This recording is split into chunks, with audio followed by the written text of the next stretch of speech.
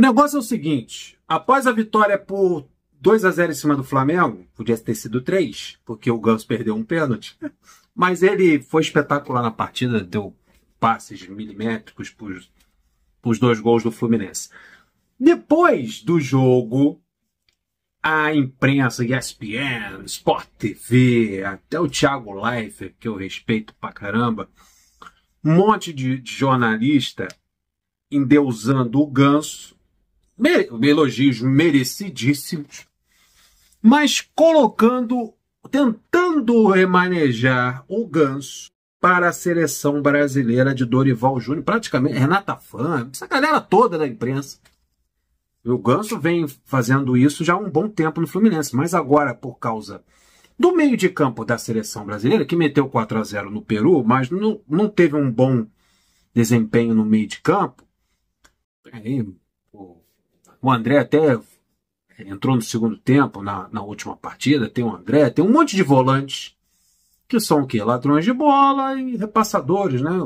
Até o André tem mais qualidade do que os outros que ali estão. Mas a seleção brasileira, resumindo, a seleção brasileira não tem um meia armador. O Paquetá não é isso.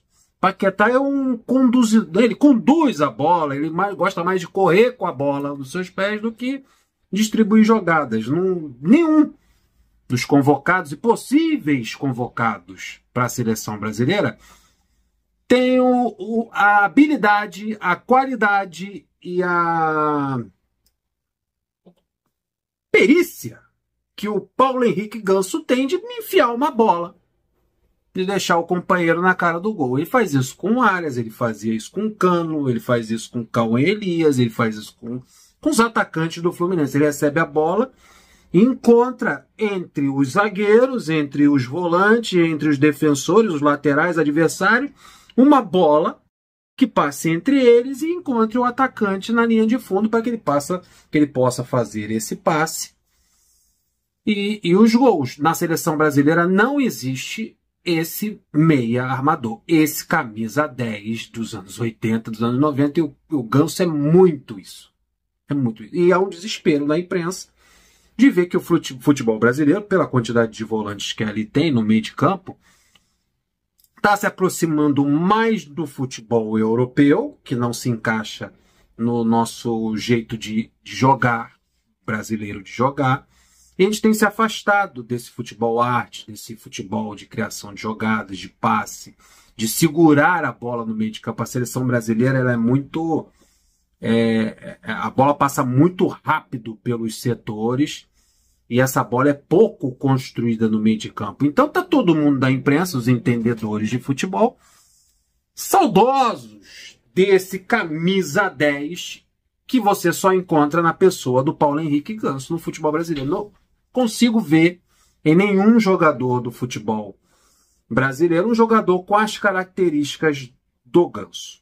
Até falei no vídeo anterior sobre a importância de você ter volantes no meio de campo, volantes não só de marcação, de destruição, mas com capacidade de passe para fazer com que o Ganso, esse camisa 10 que eles tanto querem na seleção, tenha a liberdade de não precisar marcar, tenha a liberdade de ficar focado e direcionado em fazer essa bola chegar com qualidade nesses atacantes.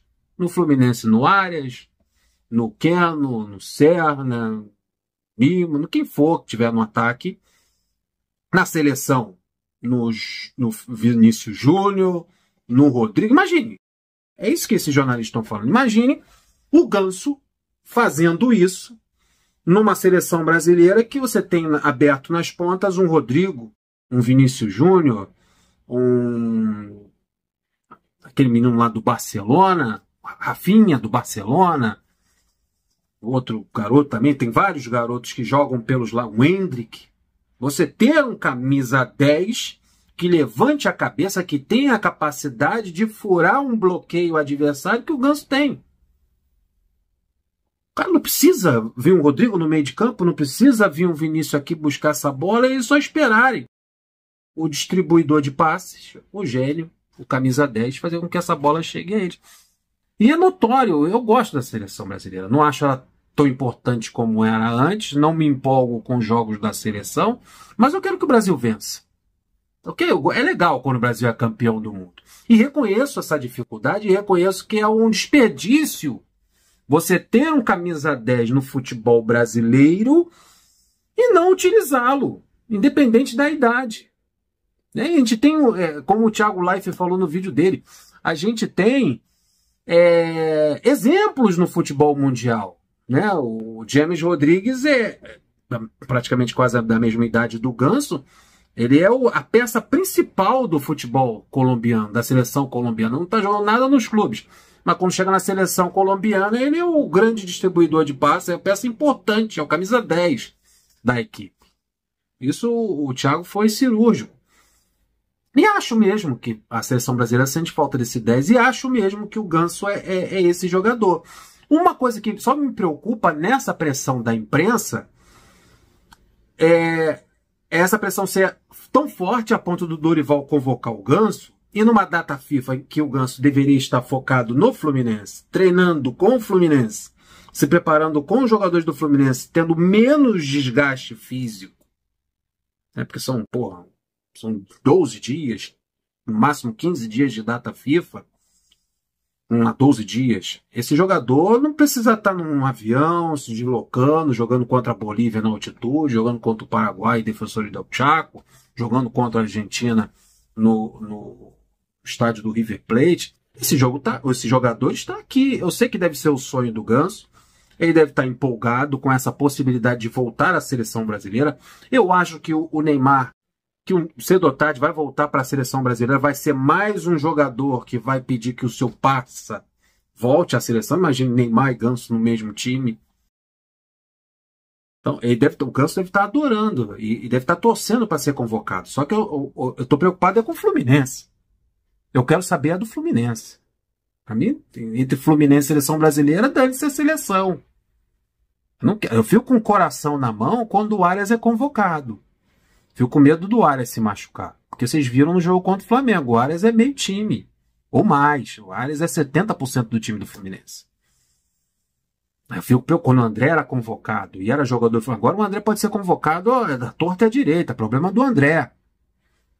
Aliás, o problema é do Wolverhampton. Não é mais do Fluminense. Mas eu fico preocupado quando o Arias é convocado. Até quando o Bernal foi convocado, eu fiquei preocupado. Imagine o Ganso, que já não é garoto, que às vezes dói uma panturrilha, né? Tem um reumatismo ali ou acolá, porque já passou dos 30. Se ficar sendo convocado para a seleção brasileira e na data FIFA, quando não tem jogo, o camarada joga 2 partidas pela seleção brasileira. É bom para a seleção, é bom para o Dorival, é bom para o futebol brasileiro, é bom para o futebol... Cara, a atuação do Ganso repercutiu na Espanha, no Diário AS. Os caras falaram, porra, quando eles foram comentar, porque também acho por causa do Felipe Luiz, né? Eles foram comentar o Fla-Flu, eles falaram que o Ganso é um gênio, uma atuação mágica do Ganso. Repercutiu. E o Ganso também jogou no futebol espanhol. Acho que foi no Valência, se eu não me engano.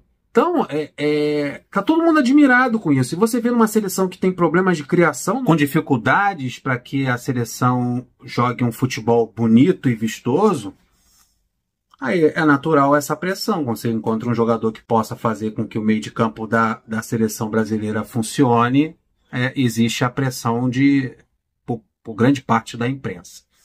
Mas o meu foco do nosso canal e da torcida do Fluminense é que o Ganso fique focado realmente no Fluminense e nesses últimos jogos que o Fluminense tem no Brasileirão 2024. Daí 2025 tem Super Mundial, um monte de coisa, um monte de jogos, o calendário. Até o próprio Mário falou do calendário muito apertado no ano de 2025, ainda mais perder o Ganso para a data FIFA, para jogos de seleção brasileira, isso é preocupante. Vamos torcer para o melhor pro Ganso, que é um ídolo de muita gente, e também, principalmente, e em primeiro lugar, o melhor para o Fluminense. Deixa o like, se inscreva no canal, compartilha, muito obrigado. Até o próximo vídeo. Tô indo nessa! Fui!